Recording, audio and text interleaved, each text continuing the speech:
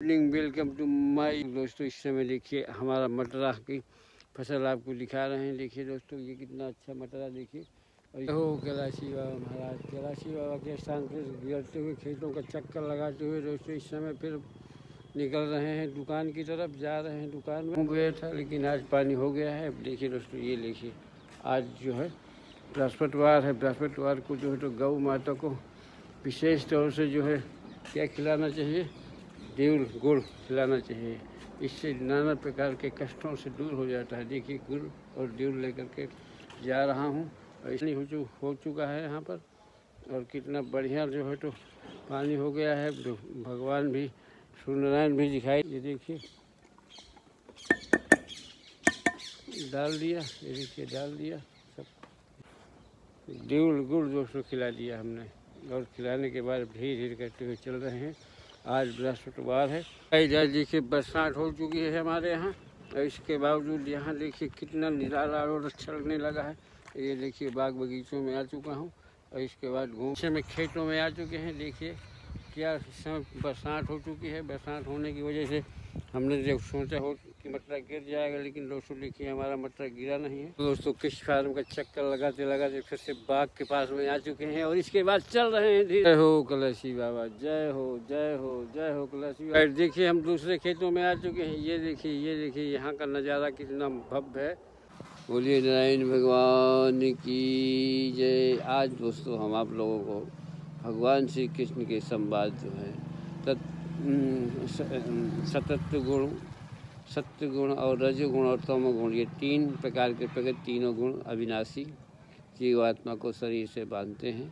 उसके बारे में हम आपको बताने जा रहे हैं कि भगवान कहते हैं कि हे निष्प्रयाय, इन तीनों गुणों के तत्व सत्य गुण तो निर्मल होने के कारण प्रकाश करने वाला और विकास रहित है। वह सुख में, संबंध में और ज्ञान में संबंध में अर्थात उसके अभिमान में बांधता है, अभिमान से बनता है। समरूप रजोगुण को कामना और आसक्ति से उत्पन्न ज्ञान, वह इस जीवात्मा को कर्मों के और उसके फल से संबंध से बांधता है।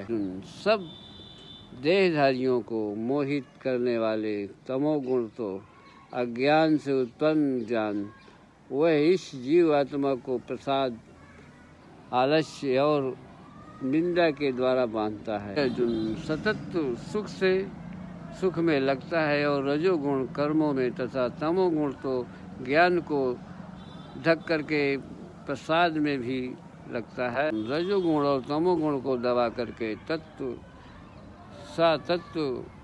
सतत्व गुण और तमोगुण को दबा करके रजोगुण, जैसे ही सत्य गुण और रजोगुण को दबा करके तमोगुण होता है अर्थात बढ़ता है। इस समय इस देह में तथा अंतःकरण और इंद्रियों में चेतना और विकास शक्ति उत्पन्न होती है। उस समय ऐसा जानना चाहिए कि सतत्व बढ़ रहा है।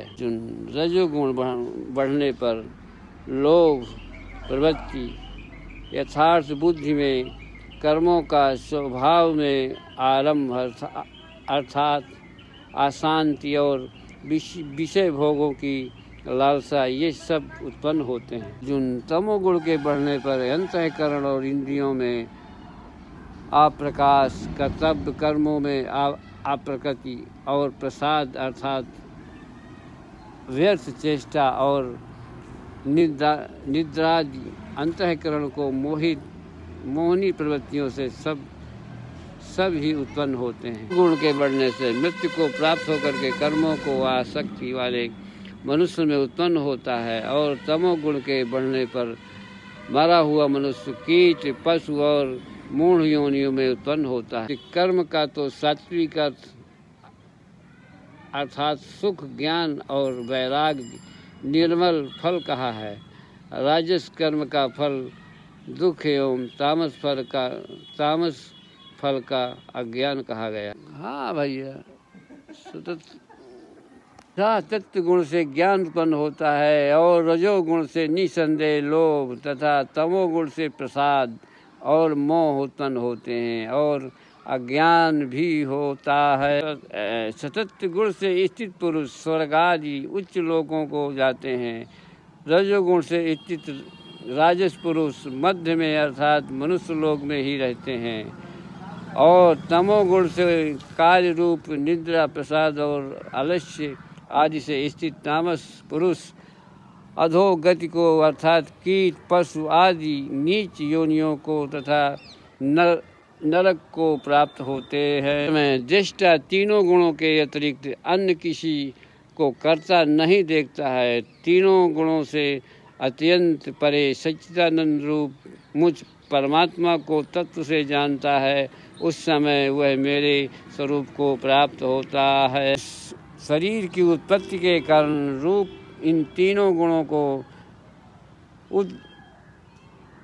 उत्खलन करके जल मृत्यु वृद्धावस्था और सब प्रकार के दुखों से मुक्ति हुआ परमानंद को प्राप्त होता है। अर्जुन कहते हैं, इन तीनों गुणों से अतीत पुरुष किन किन लक्षणों से युक्त होता है और किस प्रकार के आचरणों वाला होता है तथा हे प्रभु मनुष्य किस उपाय से इन तीनों गुणों से अतीत होता है। कहते हैं कि हे अर्जुन, जो पुरुष सत्व गुण के रूप प्रकाश को और रजोगुण के कार्य रूप प्रकृति को तथा तमोगुण के कार्य रूप मोह को भी न तो प्रवृत्ति होने पर उनमें द्वेष करता है, न निवृत्ति होने पर उनकी आकांक्षा करता है, तो साक्ष्यों के सदस्य स्थित हुआ गुणों के द्वारा विचलित नहीं किया जा सकता है। वह गुण ही गुणों में बांधते हैं। समझता हुआ सच्चिदानंद घन परमात्मा में एक ही भाव से स्थित रहता है एवं उस स्थिति में कभी विचलित नहीं होता है। जो निरंतर आत्मभाव में स्थित दुख सुख को समान समझने वाला, मिट्टी पत्थर और